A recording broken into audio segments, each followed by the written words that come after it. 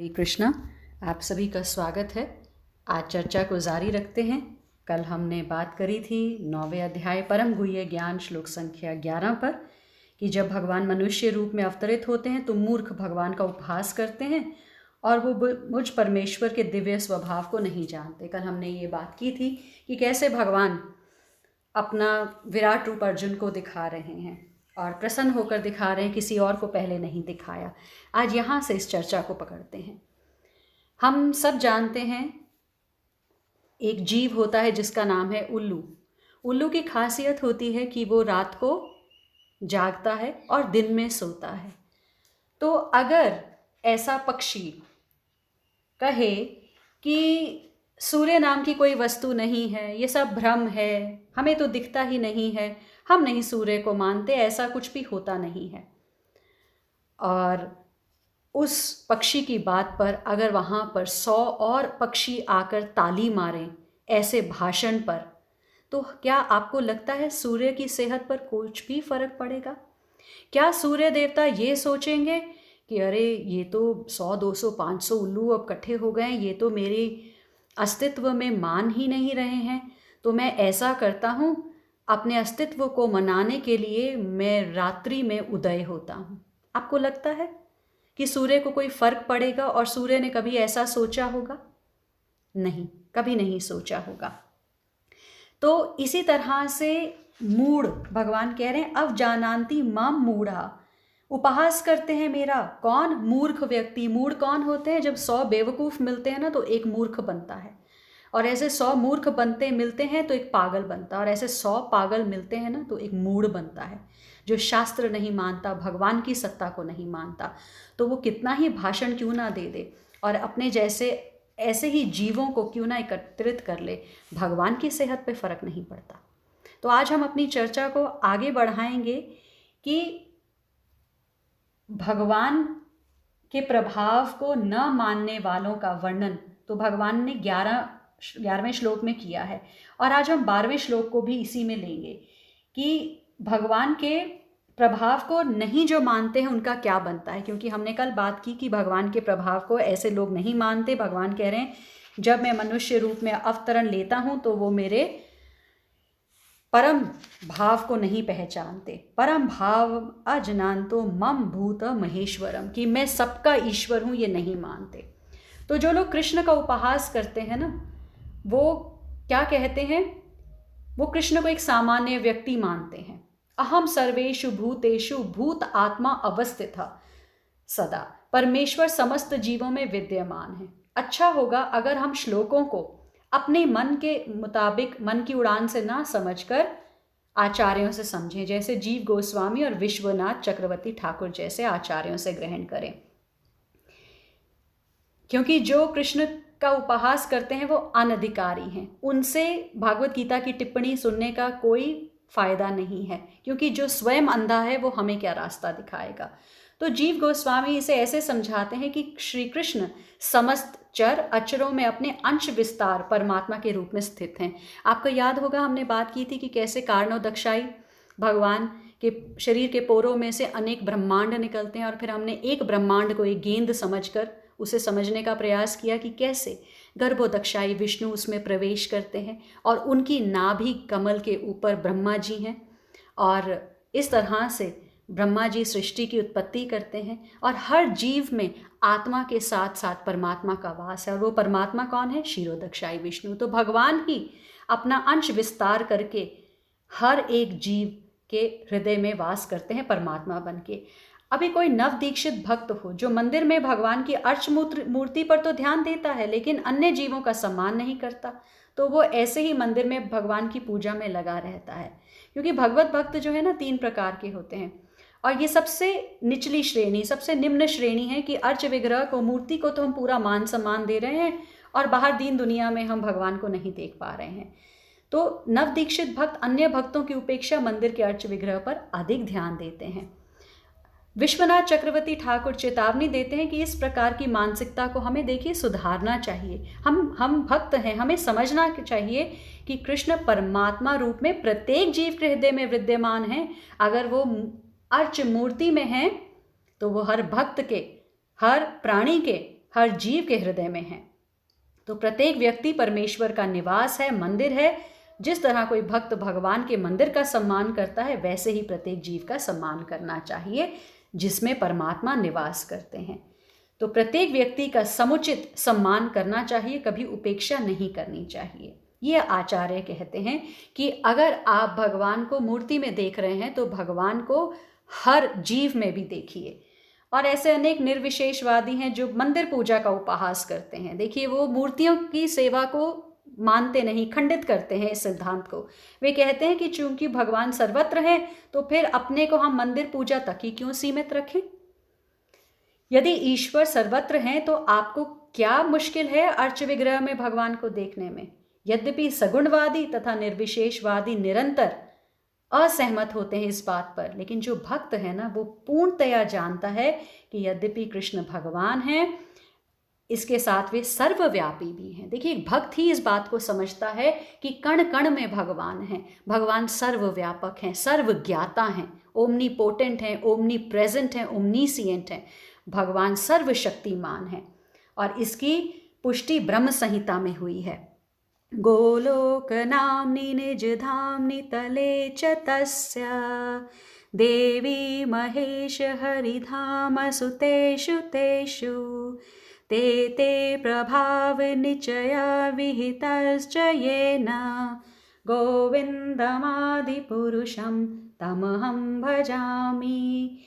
कि भगवान का निजी धाम गोलोक वृंदावन है और वे वहीं निरंतर वास करते हैं, किंतु वे अपनी शक्ति की विभिन्न अभिव्यक्तियों द्वारा तथा अपने स्वांश द्वारा भौतिक तथा आध्यात्मिक जगत में सर्वत्र विद्यमान रहते हैं। तो ये भक्त समझता है कि वही भगवान गोलोक में है, वही भगवान इस भौतिक जगत में हर जीव के हृदय में परमात्मा बन के निवास कर रहे हैं। और मुझे, जैसे मैं उस गोलोक में विराजमान भगवान को नमन करता हूँ, जैसे मैं इस मंदिर में ये जो अर्च विग्रह हैं इनके आगे प्रणाम करता हूँ, ऐसे ही हर जीव आत्मा में जो परमात्मा है उनको मैं नमन करता हूँ। भगवान कह रहे हैं, मन मना भव मद भक्तो मद याजी माम नमस्कुरु। मुझे नमस्कार करो, अपना मन मुझे दे दो।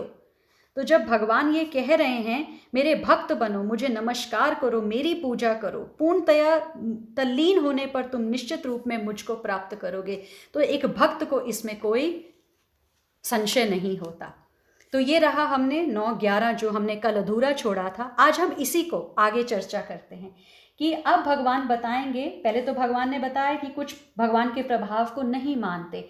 आज 12वें श्लोक में भगवान बताएंगे कि उनका क्या हश्र होता है। फिर भगवान को नहीं मान रहे लेकिन आशा करते हैं, कर्म करते हैं, ज्ञानवान हैं, लेकिन ऐसा कर्म, ऐसी आशा, ऐसा ज्ञान उनका धरे का धरा रह जाता है, धराशायी हो जाता है, क्योंकि हृदय में विश्वास नहीं है, भगवान की वाणी पर उन्हें विश्वास नहीं है, बस लगे हुए हैं। तो अब 9-12 में भगवान उनका क्या हश्र होगा वो बताते हैं। किनका?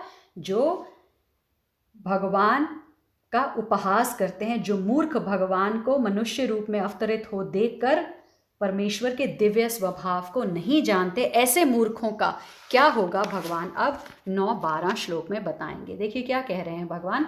आप सबसे मेरा अनुरोध है, आप अपनी ना भागवत गीता लेकर बैठें या अपने फ़ोन में एप्लीकेशन खोलें तो आपको सरलता से समझ आएगा कि हम क्या बात कर रहे हैं।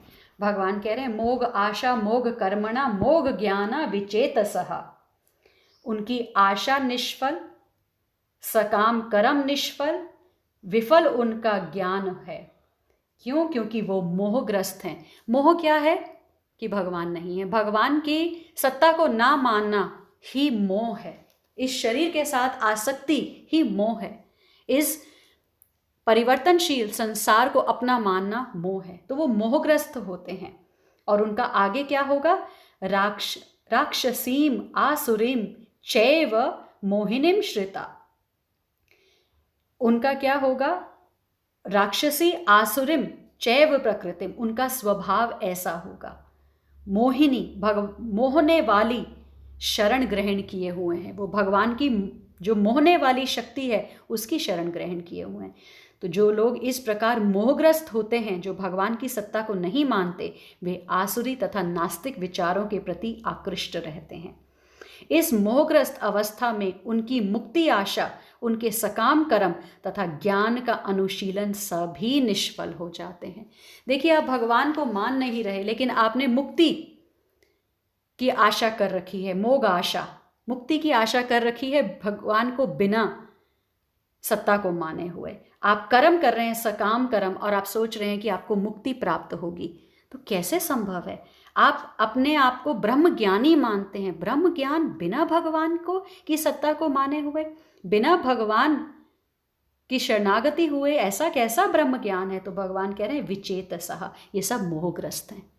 ये सब जैसे मरुस्थल में, डेजर्ट में, रेगिस्तान में जब रेत के ऊपर धूप पड़ती है तो वो पानी का एहसास होता है, आभास होता है, ऐसे लोगों को बिन भगवान की शरण लिए हुए कौन सी मुक्ति का एहसास हो रहा है, इन्हें स्वयं नहीं पता, ये मोहग्रस्त हैं।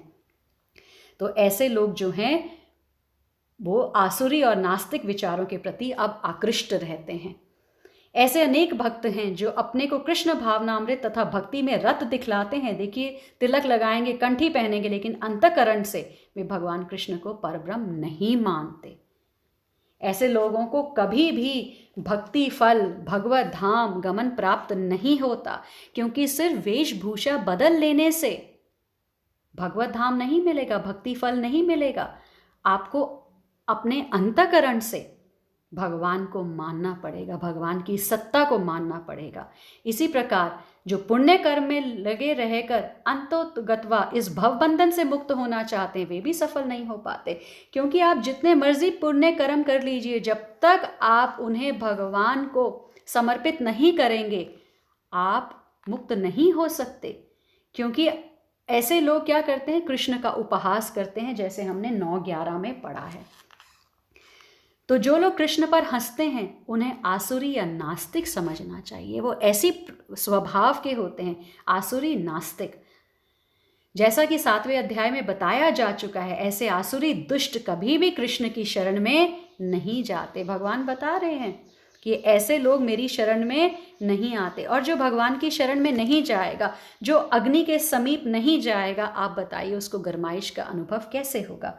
भगवान कह रहे हैं जो निपट मूर्ख हैं, मनुष्यों में अधम हैं, जिनका ज्ञान माया द्वारा हर लिया गया है, वो माया की प्रधानता को मानते हैं और भगवान की सत्ता को ठुकराते हैं, असुरों की नास्तिक प्रकृति को वो धारण करते हैं। ऐसे दुष्ट भगवान कह रहे हैं मेरी शरण ग्रहण नहीं करते। न माम दुष्कृतिनो मूढ़ा प्रपद्यन्ते नराधमा, नहीं आते मेरी शरण में। और जब तक हम भगवान की शरण ग्रहण नहीं करेंगे, अग्नि के पास नहीं जाएंगे, आप बताइए कैसे गरमाइश का एहसास होगा? तो जब भगवान की शरण में नहीं जाते, परम सत्य तक पहुंचने के उनके मानसिक चिंतन उन्हें इस मिथ्या परिणाम को प्राप्त कराते हैं कि सामान्य जीव तथा कृष्ण एक समान है। क्योंकि वो भगवान को अपने जैसा ही मानते हैं, ऐसी मिथ्या धारणा को प्राप्त हुए ये जीव हैं, अपने को और कृष्ण को एक समान मानते हैं। वे सोचते हैं कि अभी तो ये शरीर प्रकृति द्वारा केवल आच्छादित है और जैसे ही मुझे मुक्ति मिलेगी तो मेरे में और कृष्ण में कोई अंतर नहीं रह जाएगा। क्योंकि उन्होंने कृष्ण को समर्पण नहीं किया, इसलिए उनको ऐसा लगता है।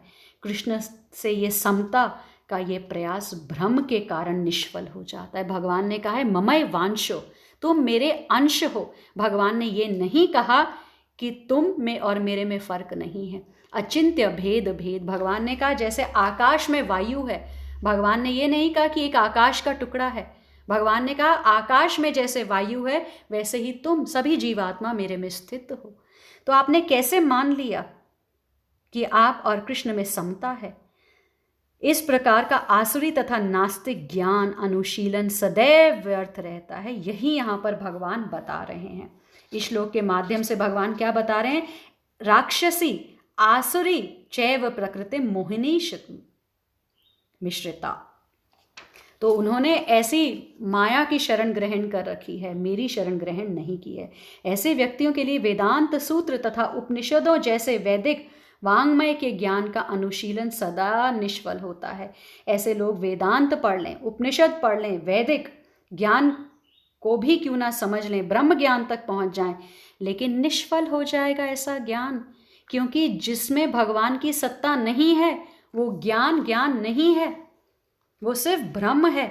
और वो क्या करेगा, वो आपको फिर 84 लाख योनियों में दोबारा से भुमराएगा, दोबारा से भटकाएगा, क्योंकि भगवान ने तो कह ही दिया है, भगवान ने कहा है सर्वस्य चाहम हृदि सन्निविष्टु मतः स्मृति ज्ञानम अपोहनम च वेदेश्च सर्वैर अहमेव वेद्य। भगवान कह रहे हैं मैं ही वेदों के द्वारा जानने योग्य हूँ। तुमने अगर ब्रह्म ज्ञान भी प्राप्त कर लिया और मेरे बारे में ज्ञान प्राप्त नहीं किया तो फिर तुम्हारा सारा ज्ञान निष्फल है, क्योंकि वेदांत का संकलन करता तथा समस्त वेदों का जानने वाला मैं हूँ। तो अगर हमने भगवान को ही नहीं जाना, भगवान की ही शरण नहीं ग्रहण की, तो फिर हमारा तो सब कुछ निष्फल रहा। ये तो कोरा ज्ञान है। बृहद विष्णु स्मृति का कथन है, यो वेति भौतिकम देहम कृष्णस्य परमात्मनम स सर्वस्माद् बहिष्कार्य श्रौत स्मार्त विधानत मुखम तस्यावलोक्यापि सचेलम स्नानमाचरेत। देखिए, जो कृष्ण के शरीर को भौतिक मानता है उसे श्रुति तथा स्मृति के समस्त अनुष्ठानों से वंचित कर देना चाहिए। यदि कोई भूल से उसका मुंह देख ले तो उसे तुरंत गंगा स्नान करना चाहिए। तो अगर हम ऐसे किसी व्यक्ति से मिलें तो हमें उससे मुंह परे कर लेना चाहिए जो भगवान को भौतिक मानता है।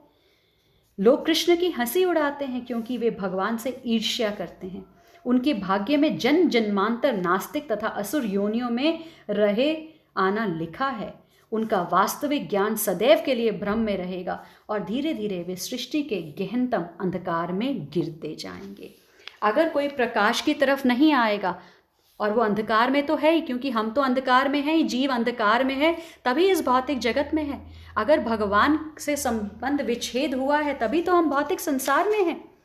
और अगर हम इसी अंधकार में रहे और ऐसी चेष्टा कर ली हमने कि भगवान का उपहास कर दिया, भगवान का मजाक उड़ा दिया, भगवान की सत्ता को ग्रहण नहीं किया, तो हम क्या गहनतम अंधकार में गिरते जाएंगे।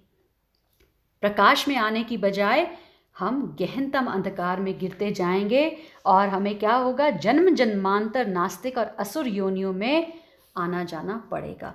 तो देखिए, ब्रह्म ज्ञान भी प्राप्त हो गया और भगवान के साथ हम एक हो जाएंगे। अपने आप को आपने इतना ऊंचा मान लिया, क्या भगवान के समता मान लिया आपने? ये ब्रह्म है, निष्फल हो जाएगा ऐसा ज्ञान। क्योंकि अगर आप मुक्ति की भी कामना कर रहे हैं तो पहले मुक्ति को समझिए, मुक्ति है क्या। श्रीमद् भागवत में कहा गया, मुक्तिर हित्वा अन्यथा रूपम स्वरूपेण व्यवस्थिता। मुक्ति का मतलब कुछ और नहीं है, कोई और रूप नहीं है मुक्ति का। मुक्ति का तो नाम है स्वरूपेण, अपने रूप में व्यवस्थित होना, परमानेंटली वहां पर स्थित हो जाना। और हमारा स्वरूप क्या है? जीवरे स्वरूप होए नित्य कृष्ण दास। तो जब हम इस ज्ञान में आ जाते हैं कि मैं भगवान का दास हूं, तब आप कहीं मुक्ति के स्वरूप को पहचान पाए हैं। अगर हम सोच रहे हैं हम ब्रह्म ज्ञान से मुक्त हो जाएंगे, तो इस श्लोक में बिल्कुल भगवान ने सारी हमारी चेष्टाएं धराशायी कर दी हैं, मोग आशा। और आप सोच रहे हैं कि सकाम कर्म से, बहुत दान यज्ञ तप से ऐसे कर्म मैं करूंगा लेकिन भगवान को नहीं भजूंगा, तो जीवरे स्वरूप होए नित्य कृष्ण दास। जब आपने अपने आप को कृष्ण की दासता से अलग करके कर्म करने शुरू कर दिए, या ऐसे ज्ञान को प्राप्त हुए जहाँ पर कृष्ण नहीं है सेंटर में, तो क्या हो रहा है? विचेतसः, आप मोहग्रस्त हैं। और उसका परिणाम क्या होगा बता रहे हैं। तो मुक्ति की आशा, सकाम कर्म, ज्ञान सब निष्फल हो जाएगा। अगर हम भगवान के परम स्वभाव को नहीं मानेंगे तो उनके साथ क्या होगा? उनके साथ होगा राक्षसी आसुरिम चैव प्रकृतिम मोहिनी श्रुता। तो हम राक्षसी आसुरी भाव को प्राप्त होंगे। क्योंकि देखिए, ऐसा नहीं है कि भगवान ने 9-11 में कहा जो मेरा उपहास करते हैं वो भाई राक्षस बन जाएंगे। नहीं, कृष्ण को कोई फर्क नहीं पड़ता कि आप भक्ति करते हैं या नहीं करते, क्योंकि भगवान ने हमें स्वतंत्रता दे रखी है। ये आपकी मर्जी है, आप मुझसे प्रेम करते हैं या नहीं करते। भगवान बता रहे हैं प्रेम करोगे मेरा स्मरण करोगे तो मुझे ही प्राप्त होगे, और अगर उपहास करोगे तो अपना जीवन यूं ही गवा दोगे। भगवान कह रहे हैं मुझे कोई फर्क नहीं पड़ता, मैं तो वैसे भी मूर्खों और अल्पज्ञों के लिए कभी प्रकट नहीं होता, उनके लिए तो मैं अपनी अंतरंगा शक्ति द्वारा आच्छादित रहता हूँ, वे तो कभी भी मुझे जान ही नहीं पाते। तो भगवान ने बताया है, और भक्तों के लिए क्या बताया है, अंतकाल च माम एव स्मरण मुक्तवा कलेवरम। जीवन के अंत में जो केवल मेरा स्मरण करते हुए शरीर का त्याग करता है, वह तुरंत मेरे स्वभाव को प्राप्त होता है, और इसमें कोई संशय नहीं है अर्जुन। तो भगवान ने तो बता दिया है। अब भगवान को कोई फर्क नहीं पड़ता, जैसे हमने बात की कि सूर्य को कोई फर्क नहीं पड़ता कि वहाँ पर उल्लू क्या कर रहे हैं, कौन से भाषण दे रहे हैं, ताली बजा रहे हैं, या उनके साथ कितने ही मूर्ख हैं।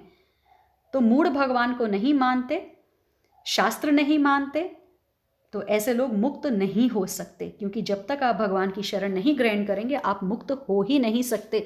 मुक्तिदाता के बिना आप कैसे मुक्त हो सकते हैं? मुकुंद भगवान के श्री चरणों में आश्रय लेना ही मुक्ति है, उसके बिना आप कैसे मुक्त होंगे? तो भगवान कहते हैं आप मुक्त नहीं होंगे, आप फिर जन्म जन्मांतर तक राक्षसी और आसुरिम प्रवृत्ति को प्राप्त होंगे। ये 9:12 में भगवान ने बताया है।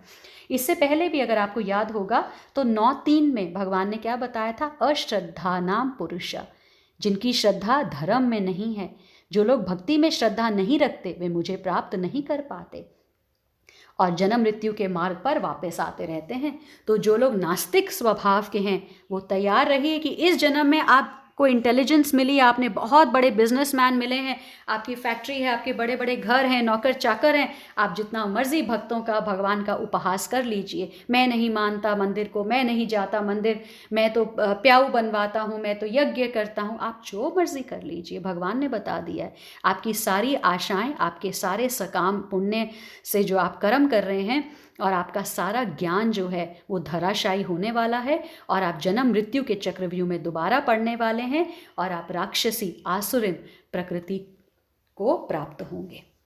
ये भगवान ने 9:12 में बता दिया है। तो हृदय से विश्वास रखना है कि भगवान हैं, ये भगवान की वाणी है, भगवान बता रहे हैं।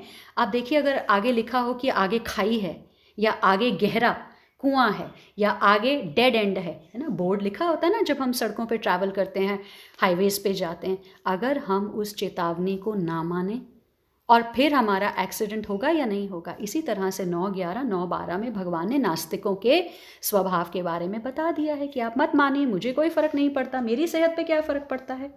तो हम ऐसा नहीं सोच सकते कि श्री कृष्ण ज़बरन हमसे मनवाना चाह रहे, नहीं, भगवान का कर्तव्य है बताना। जो सड़क पर अधिकारियों ने बोर्ड लगा दिए हैं आपकी सुरक्षा के लिए, अगर आप उन बोर्ड्स को ना माने तो आगे खड्ड में खाई में आप गिरेंगे और इसके जिम्मेवार आप ही होंगे, क्योंकि सरकार ने बोर्ड लगा रखा है, भगवान ने बोर्ड लगा रखा है। तो सब कुछ निष्फल है अगर भगवान को हम नहीं मानते। जैसे ये एसी, ये पंखा, ये ट्यूबलाइट, ये एलईडीज, ये सब बेकार हैं अगर बिजली के सोर्स के साथ ये कनेक्टेड नहीं है। तो आपकी भक्ति हो, आपका ज्ञान हो, आपका कर्म हो, सब बेकार है अगर वो भगवान से कनेक्टेड नहीं है। तो राक्षसी स्वभाव क्या होता है, देखिए हिरण्यक्ष, हिरण्यकशिपु, रावण, कंस, ये सभी राक्षसी स्वभाव के थे, क्योंकि ये भगवान का वध करना चाहते हैं, ये लोगों का शोषण, भक्तों का शोषण करना चाहते हैं। पूतना आई, छोटे से कृष्ण है, क्या बिगाड़ा है कृष्ण ने कंस का, लेकिन कृष्ण को वध करना चाहता है कंस। प्रहलाद छोटे से बालक हैं, सांप की कोठरी में उनको डाल दिया, इतने ऊंचे पहाड़ से उनको नीचे गिरा दिया। क्यों? हिरण्यकशिपु क्योंकि भगवान का वध करना चाहते हैं, वो स्वयं भगवान बनना चाहते हैं, कृष्ण के स्वरूप को नहीं मानते, उनको मार डालना चाहते हैं, कृष्ण के दास नहीं बनना चाहते, वो वहाँ शरणागत नहीं होना चाहते, क्योंकि वो स्वयं भगवान बनना चाहते हैं। हिरण्यकशिपु कहता था कि मेरी पूजा करो, विष्णु के सारे मंदिर तुड़वा दिए, मेरी पूजा करो। तो ऐसे जो राक्षस हैं उनका स्वभाव क्या है, वो भगवान को नहीं मानते, उनका और कोई परिचय नहीं, कोई और डेफिनेशन नहीं है। वो कितने भी अच्छे सूटेड बूटेड कपड़े क्यों ना पहने हों, बहुत ज्ञानवान पंडित क्यों ना हो, लेकिन वो क्या हैं, वो बागी हैं। और हम भी अपने आसपास ऐसे बहुत लोग देखते हैं, जब हम नाम जप करते हैं, तिलक लगाते हैं, कंठी पहनते हैं, तो वो हमारा उपहास उड़ाते हैं, हमारे भगवान का उपहास उड़ाते हैं कि इन सब चीज़ों से कुछ नहीं होता, भगवान नहीं मिलते, आप बस अच्छे कर्म कीजिए।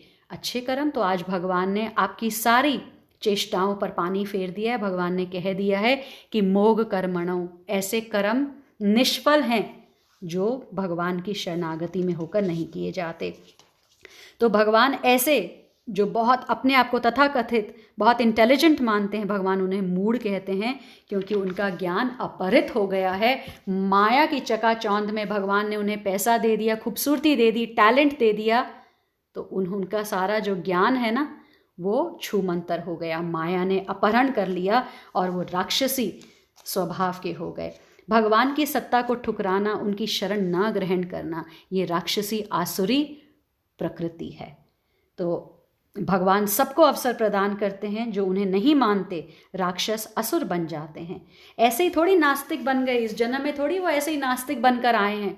उन्होंने पूर्व जन्मों में ऐसी इच्छा की है, ऐसे कर्म किए हैं, तो भगवान ने उन्हें अवसर दे दिया कि ठीक है, आप क्योंकि मेरे से बगावत करना चाहते हो, आप नास्तिक बन जाओ, आप जाइए, आप प्रकृति का विदोहन कीजिए, आप अपनी इंद्रियों का तर्पण कीजिए, मुझे मत मानिए, मेरी अर्च विग्रह का उपहास उड़ाइए और मेरी लीलाओं का उपहास उड़ाइए, आप ऐसे ही कर्म कीजिए। और क्या भगवान कह रहे हैं, शास्त्र क्या बताते हैं कि वो गहनतर अंधकारमय जीवन को प्राप्त होंगे, गहनतम अंधकार में गिरते जाएंगे, सृष्टि के भ्रम में रहेंगे, क्योंकि वास्तविक ज्ञान सदैव के लिए उनका छिन जाएगा और धीरे धीरे वे सृष्टि के गहनतम अंधकार में गिरते जाएंगे। तो भक्तों को तो ऐसे लोगों के दर्शन नहीं करने चाहिए। शास्त्र कहता है अगर ऐसे लोगों का मुंह देख लिया जाए जो कृष्ण का उपहास उड़ाते हैं, उन्हें तुरंत गंगा स्नान करना चाहिए, जिससे छूत दूर हो सके। देखिए शास्त्र ऐसे लोगों को कितना निंदनीय मानते हैं जो भगवान का उपहास उड़ाते हैं। तो भगवान तो सबको अवसर प्रदान करते हैं। भगवान कह रहे हैं अंतकाल च मामेव स्मरण मुक्त वा कलेवरम। लेकिन जो आसुरिक प्रवृत्ति वाले होते हैं, नास्तिक जो होते हैं, वो भगवान को नहीं मानते और फिर आगे उन्हें ऐसा ही जन्म मिलता है। भगवान को ना मानना, मोहग्रस्त होना चाहते हैं वो। देखिए भगवान ना इन नेत्रों से नहीं दिखते, वो शास्त्र चक्षु से दिखते हैं, भागवत गीता से दिखेंगे, भागवतम से दिखेंगे। अभी यहाँ बड़ा सुंदर बृहद विष्णु स्मृति का कथन आया है, यहाँ पर आचार्यों के कथन आए। श्रील प्रभुपाद अपने तात्पर्य में बड़ा सुंदर कोट करते हैं। तो ये शास्त्र चक्षु हैं, भगवान इनसे दिखेंगे, गुरु कृपा से दिखते हैं, दिव्य दृष्टि गुरु देते हैं, प्रेम अंजन गुरु लगाते हैं आंखों में, तब जाके भगवान हमें नजर आते हैं। भगवान ने तो भागवत गीता में पहले ही 4 अध्याय में बता दिया था कि मुझे जानना है तो कैसे जानोगे, मुझे समझना है तो कैसे समझोगे। और पीछे 2-3 बार से हम यही बात कर रहे हैं, तद विधि प्रणिपातेन परिप्रश्नेन सेवया। क्या तद विधि, जानने का प्रयास करो और गुरु के पास जाकर बड़े विनीत भाव से जिज्ञासा करो, उनकी सेवा करो। फिर वो क्या करेंगे, उपदेक्ष्यांति ते ज्ञानम, ज्ञान देंगे तुम्हें, क्योंकि वो स्वरूप सिद्ध हैं, उन्होंने तत्व के दर्शन किए हुए हैं। और हम क्या करते हैं, हम जब किसी से प्रश्न करते हैं तो हम ये कहते हैं हमने तो ऐसे सुना है, मतलब बड़े ही चैलेंजिंग मोड। नहीं, भगवान के बारे में जानना है। आप गुरु के समक्ष आए हैं, जो भगवान का प्रेमी जन है, जो भगवान को पाए हुए हैं, तत्वदर्शी हैं, उनके सामने बड़े विनीत भाव से आके हमें प्रणिपात करना है। शास्त्र से सुनो, मानो, अपनी बुद्धिमत्ता छोड़ कर आओ, अपना अहंकार छोड़ कर आओ।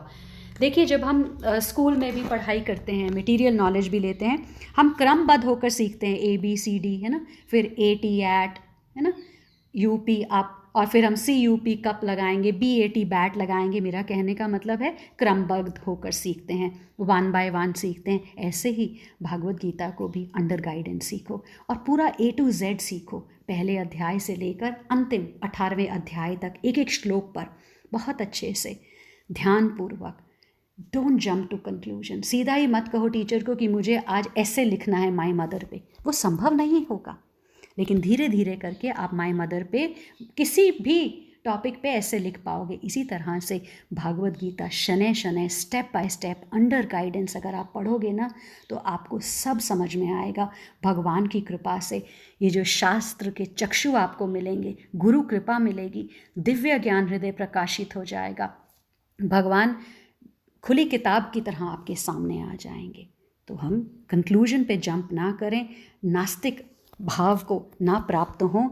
भगवान ने बड़ा सुंदर मौका दिया है, इसका फ़ायदा उठाएं। आज के लिए इतना ही। आपका बहुत बहुत धन्यवाद। हरे कृष्णा।